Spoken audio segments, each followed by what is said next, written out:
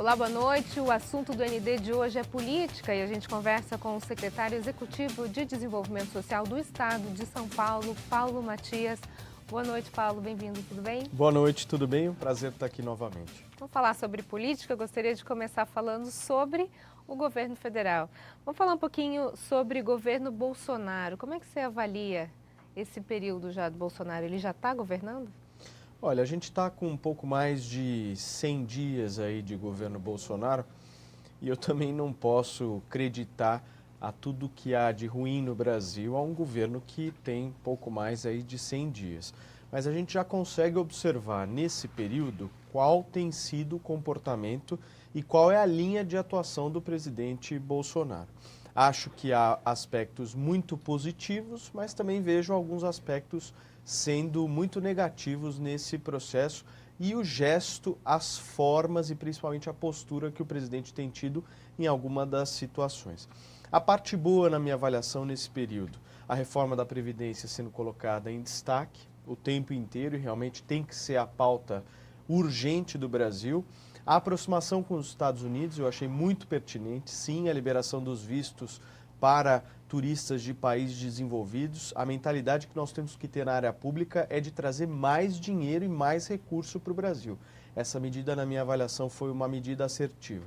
E do lado negativo, acho que o Ministério da Educação tem sido muito mal conduzido nesse processo e também as declarações via Twitter, redes sociais, enfim, que talvez não agreguem o momento. Mas em resumo da ópera, a gente pode dizer que estamos numa situação muito melhor do que se estivéssemos num governo Fernando Haddad no Brasil, apoiando uma ditadura de Nicolás Maduro na Venezuela, apoiando a reforma da Previdência fake, que é a reforma realmente proposta pelo PT e pelos partidos de esquerda, não resolve absolutamente nada. Eles dizem que precisa cobrar daqueles que estão devendo a dívida da Previdência. Isso aí não vai resolver nada, o buraco é muito mais embaixo do que isso. Então, num resumo, acho que tem sido mais positivo do que negativo. O que você acha que o Bolsonaro precisa fazer para garantir a governabilidade junto com a Câmara? Articular, simples assim. E ele tem condições de fazer isso? Articular de uma forma positiva, diferente da que foi feito anteriormente. Veja, a palavra articulação foi deturpada no Brasil, né? Durante muitos anos, os governos utilizavam a articulação política para favorecer parlamentares em troca de benefícios, cargos, espaços, enfim. A articulação política que eu me refiro, que eu acredito, é uma articulação pura e simples baseada no texto do projeto, ou seja, o que há de bom daquele parlamentar que possa ser aproveitado naquele determinado projeto, naquelas determinadas questões que estão sendo discutidas no Congresso Nacional. Não dá mais para um parlamentar colocar um presidente da República, um governador ou qualquer líder do Poder Executivo na parede dizendo, olha, ou você me dá isso ou então eu não voto com você. Isso aí no Brasil acabou. E se não acabou, tem que acabar e tem que ser mostrado ao povo brasileiro quem estiver fazendo isso. Mas você acha que é possível governar dessa forma, sem essa troca de cargos? Eu não tenho a menor dúvida de Esse que é o possível. ideal, né? Não Mas tenho a é menor possível? dúvida. É difícil, mas não é impossível. Mas se tem que ter uma única questão. Ter um governo, e isso o presidente Bolsonaro tem feito na minha avaliação de uma forma muito firme, e ele está correto nisso, tem que se ter um governo que adote essas medidas. Na hora que o governo aceitar ficar contra a parede, contra o Congresso, aí nós vamos ter realmente um mesmo governo, só trocou o partido, fazendo as mesmas práticas e o povo brasileiro continuando sem nenhum resultado. Você acha que a imprensa está exagerando na queda de braço com o Bolsonaro? Acho sim, acho que está demasiadamente exagerado, vamos colocar essa expressão. Acho que passou um pouco dos limites. Eu leio manchetes e matérias pífias sobre questões irrelevantes para a sociedade, que nitidamente é algo mais relacionado a uma perseguição ou então até um enfoque que a imprensa queira dar apenas questões negativas, é óbvio. Você pode dar um exemplo? Eu dou um exemplo. Eu li uma manchete recentemente de que os terroristas do Hamas condenaram Bolsonaro por ter ido visitar Israel. Ora, se os terroristas do Hamas estão condenando o presidente Bolsonaro por ter ido a Israel, significa que nós estamos numa boa direção, num bom caminho. Isso é irrelevante, absolutamente irrelevante na minha avaliação. Acho que isso não julga o mérito da viagem, isso não julga absolutamente nada, mas julga sim uma picuinha e mostrar que alguém está insatisfeito com Agora, muita coisa do que a imprensa presidente. fala é em relação ao que o próprio presidente coloca nas Sem suas dúvida. redes sociais Ele e no seu contribui para posicionamento. isso. Bastante. Não estou dizendo que é só a imprensa que foca nisso, não. Estou dizendo que há sim um enfoque da imprensa Ele exagerado levanta a bola, com ele, né? mas ele também ajuda, né? Quando ele faz aquelas publicações, quando ele incentiva o enfrentamento com a imprensa. Eu discordo de muitos pontos da imprensa, mas respeito à liberdade de expressão no Brasil. O Brasil precisa ter a liberdade absolutamente garantida. Mas, mesmo assim, a gente vê o Bolsonaro, às vezes, enfrentando e, obviamente, isso não é positivo nem para um lado, nem para o outro e muito menos para o Brasil. Agora, em relação às redes sociais, a gente fala que essa foi uma eleição com muita força nas redes sociais, né? Muita gente diz até que ele foi eleito através das redes sociais. Essas mesmas redes sociais podem ser responsáveis por derrubar ele? Eu não vejo que ele foi eleito apenas pelas redes sociais. Veja, eu perdi a eleição. Tive 32.091 pessoas que apoiaram e votaram em mim para deputado estadual, mas eu não vim a vencer a eleição. Fiz mais votos que 6 deputados eleitos, mas no sistema proporcional não foi viabilizada a minha eleição. O Bolsonaro ganhou e ganhou bem e as pessoas falam que ele utilizou a rede social. Na minha avaliação, a minha diferença para o Bolsonaro foi exatamente algo que eu acho que é necessária, a falta de posicionamento. Veja, o Bolsonaro se posicionou numa eleição complicadíssima de uma forma muito firme, de um único lado, se colocando absolutamente favorável às pautas dele. Eu estava filiado ao PSDB na época e pregava o fim do fundo eleitoral partidário, a redução do número de assessores, de motoristas, de carros oficiais, de privilégios e de mordomias, dentro de um partido que não estava falando a mesma língua que eu. Você acha que você foi incoerente nesse momento, então? Olha, eu não diria incoerente, porque eu sempre defendi isso. Talvez eu não estava no partido certo, na hora certa, naquela ocasião, e agora me filiei, logo depois da passada eleição, fiz questão de me filiar ao Partido Novo, que é o único partido que não utiliza dinheiro público, que prega essas mesmas questões que eu tenho batalhado e lutado tanto na minha vida pública, e agora eu acredito que eu esteja exatamente no lugar certo, com a família certa, a família do Partido Novo, que me abrigou super bem. Eu só tenho que agradecer a todos os filiados pelo carinho. Só para a gente finalizar esse bloco, Paulo, como é que você definiria a nova política, então? Que é o que todo mundo fala, né? E espera uma nova política. O que é essa nova política? Olha, veja, nova política para mim, ela é nova momentaneamente, né? Porque sempre a política vai ser a política.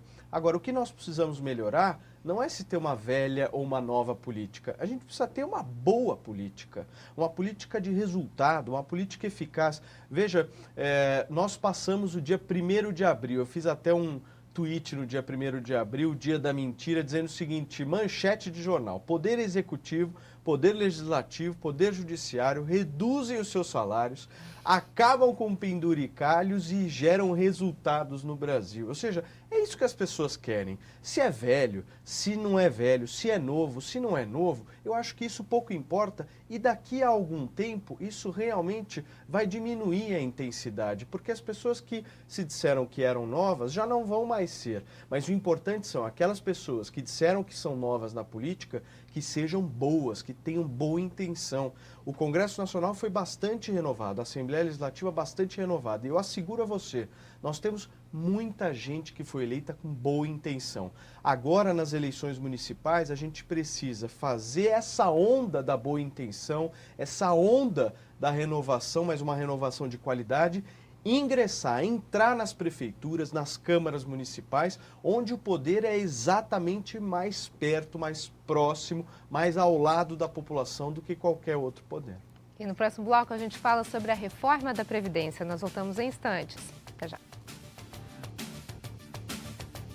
A gente está conversando com o secretário executivo de Desenvolvimento Social do Estado de São Paulo, Paulo Matias. E agora, nesse segundo bloco, Paulo, gostaria que a gente falasse um pouquinho sobre a reforma da Previdência. Mas antes, a gente finalizou o primeiro bloco falando sobre o seu posicionamento, a sua troca de partido, saiu do PSDB, agora está no Partido Novo. Você com 28 anos, já sabe aonde quer chegar na política?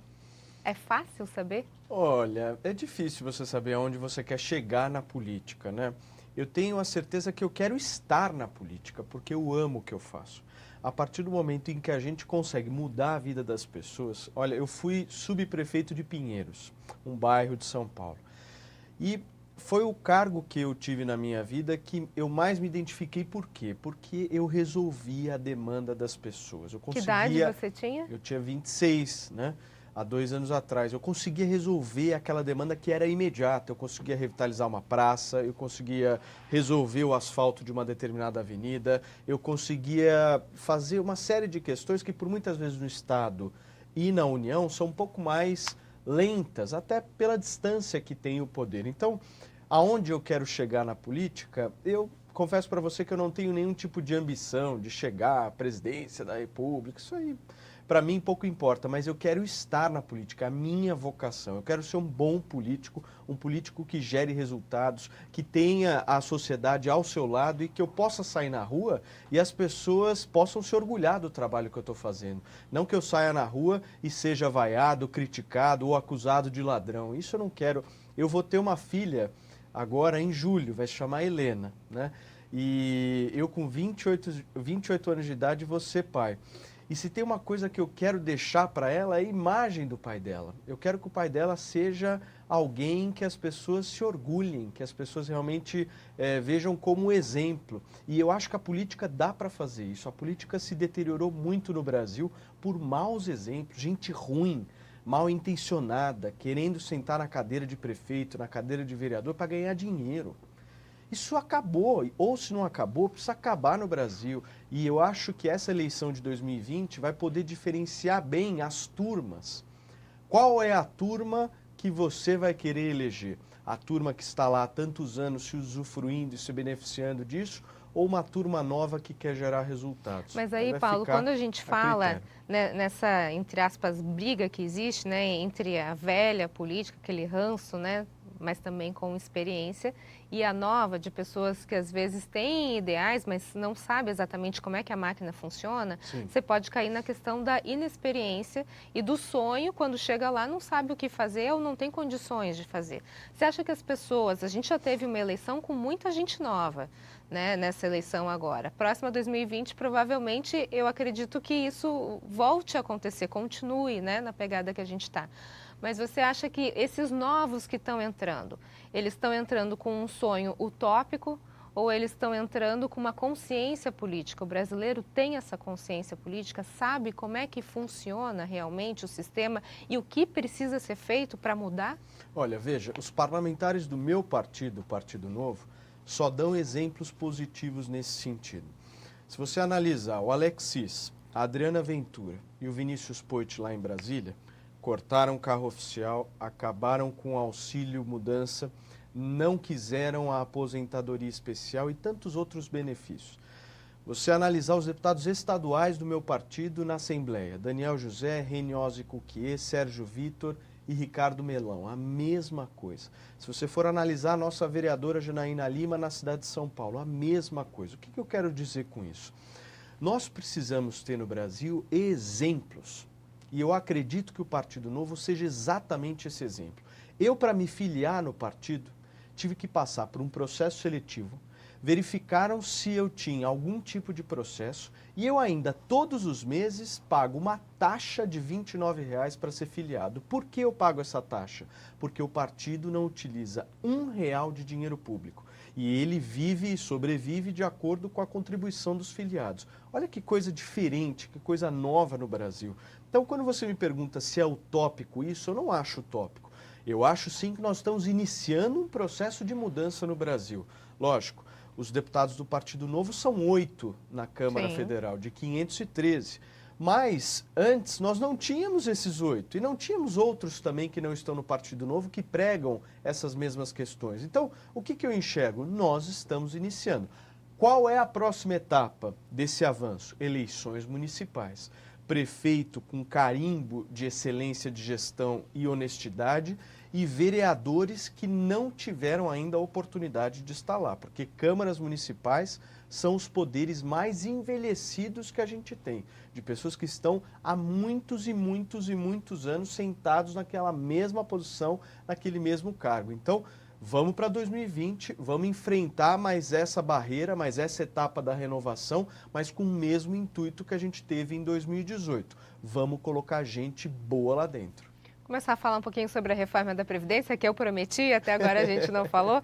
Como é que você vê essa questão da reforma da Previdência? Sai ou não sai? Eu acho que não é sai ou não sai, eu acho que é sair ou sair. Não Mas sai com a cara jeito. do Temer ou sai com a cara do Bolsonaro? Veja, na situação que nós estamos, saindo a reforma da Previdência, o povo brasileiro tem que agradecer a Deus. Veja, nós estamos com 52% do orçamento do governo federal comprometido com a reforma da Previdência. Aí você me pergunta, educação, saúde e segurança pública, nós não estamos gastando nem 15% do orçamento do governo federal com esses temas. Você acha justo uma coisa dessa? Você acha realmente que o Brasil consegue sobreviver, consegue atrair investimento numa situação financeira absolutamente caótica? Eu utilizo sempre o exemplo do seguinte: quando você vai na fila do hospital, quando você vai para um hospital, precisa de um hospital, você demora para ser atendido porque não tem médico, exatamente porque há corrupção, porque há uma série de coisas, mas porque nós estamos com um orçamento apertado, é que o governo não conseguiu contratar o seu médico. O médico aí do seu posto.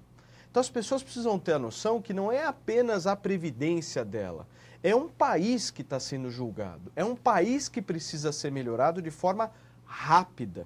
A reforma da Previdência precisa, e apresentada do jeito como ela está, acabar com os privilégios que realmente existem. Veja, como que um político pode se aposentar com mais de 30 mil reais de salário? O Sarney, ex-presidente da República, acumulou 2 previdências, uma de analista do judiciário e outra de senador, 43 mil reais de aposentadoria. E você que está aí nos assistindo com um teto de 5.800 e olhe lá quando chega por volta de 2, 3 mil reais de aposentadoria. Ou seja, não dá mais. Eu acho que essa previdência é uma previdência que vai acabar com as mordomias, que vai acertar as contas públicas no Brasil, mas que vai, de uma vez por todas mesmo, fazer com que haja uma palavra que há muito tempo as pessoas não veem no Brasil, que é a palavra justiça. Agora, precisamos ter justiça. Do seu ponto de vista, quem hoje pode barrar essa reforma?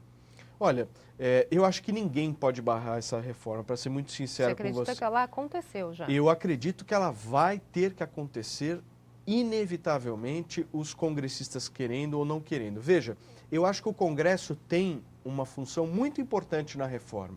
Eu, Paulo Matias, sou contrário, por exemplo, à reforma dos militares que foi apresentada pelo presidente Bolsonaro. Acho que ainda está muito amena daquilo que poderia ser. Acho que o Congresso tem a função de debater, de aprimorar, de deixar um pouco mais firme essa reforma dos militares, para aí sim aprovar a reforma da Previdência. Mas se tem uma coisa que precisa ter no Brasil é sentido de urgência. Nós não podemos ficar debatendo Previdência 3 anos, 4 anos, chega, até meio do ano, julho no máximo, essa Previdência tem que estar aprovada. Porque senão, não é o Paulo Matias quem vai se dar mal, é todo o povo brasileiro. A gente viu E subindo os índices de desemprego agora. O povo brasileiro entendeu. Veja, nós conseguimos com essa reforma até 2023 gerar 8 milhões de empregos. É uma demonstração que o governo vai dar, que o Brasil vai dar ao mundo privado, de que nós somos um país que trata as nossas contas públicas de uma forma séria, de uma forma realmente que tem que ser tratado. Não que é tudo desleixado do jeito que está hoje, que todo mundo recebe um teto diferenciado, que político se dá bem. Isso aí precisa acabar. Então, assim, a reforma da Previdência vai ser aprovado, eu tenho muita confiança nisso. Acho que o governo precisa melhorar a sua articulação, e quando eu me refiro à articulação não é colocar uma pessoa para negociar cargo com um deputado, não é isso que eu estou dizendo. Acho que tem que ir a campo, os ministros responsáveis pela área, o presidente da República, sentar com cada congressista, com cada deputado, com cada senador, verificar quais são as melhorias que esses deputados e senadores querem dar ao projeto e aprovar isso o mais rápido possível. E sem mimimi. Chega desse mimimi, essa briguinha, porque o outro falou que não disse, que não sei o quê. Ninguém aguenta isso, nós precisamos ver o Brasil andar para frente. Ok, no próximo bloco a gente continua a falar sobre a reforma da Previdência. Nós voltamos em instantes. Até já. Paulo Matias, secretário executivo de Desenvolvimento Social do Estado de São Paulo, conversa com a gente agora no terceiro bloco sobre a reforma da Previdência. E aí, Paulo, eu gostaria da gente desmistificar e tentar entender um pouquinho a diferença da reforma proposta pelo Temer, que já está sendo sinalizada que pode ser essa que venha a ser aprovada, e a reforma do Bolsonaro. Qual o grande diferencial entre as duas? Eu prefiro muito mais a reforma do Bolsonaro. Por quê? Porque na reforma do Bolsonaro nós temos o sistema de capitalização. Ou seja, traduzindo isso para as pessoas que não sabem o que é simples. Você faz a sua aposentadoria. Ninguém mais vai fazer a sua aposentadoria. Quem vai fazer é você mesmo. Hoje nós temos um sistema no Brasil em que quem faz a aposentadoria do mais rico é o mais pobre. Quem está financiando a aposentadoria daqueles que podem pagar são os mais pobres. É um sistema Robin Hood às avessas, essa é a verdade. É muito, muito negativo para o Brasil que esse sistema perdure. Eu defendo, e aí tem algumas diferenças da proposta para o Bolsonaro, eu defendo, por exemplo, o que há na Turquia. Mesma idade para homem e mulher. O Bolsonaro diferenciou a idade dos homens para as mulheres. Eu entendo também algumas razões, mas acho que deveria se ter um gesto nesse sentido de igualdade. Por quê? Já que a gente está promovendo tantas ações nesse sentido, de reiterar que a mulher precisa ter o mesmo salário que o homem, que a mulher precisa ter o mesmo espaço no mercado de trabalho, que a mulher sim tem a sua autonomia. Eu acho que a partir do momento em que você luta por isso e luta por uma aposentadoria desigual, você está tendo dois pesos e duas medidas absolutamente diferentes para uma mesma causa. Mas aí você não acha que você está favorecendo primeiro os deveres antes dos direitos? Porque é difícil realmente uma mulher ter o mesmo salário do homem.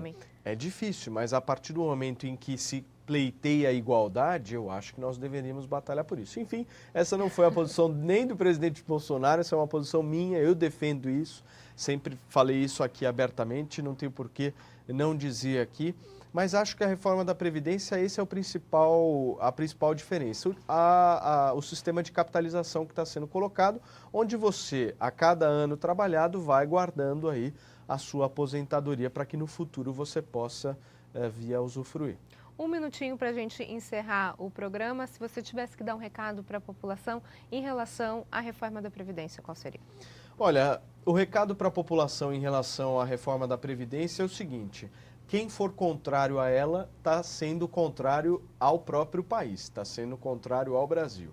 Quando nós vemos políticos da esquerda falando que o Estado não precisa da reforma da Previdência, que o Brasil está muito bem, que está tudo certo, que é uma enganação isso, não se deixe levar por esse discurso.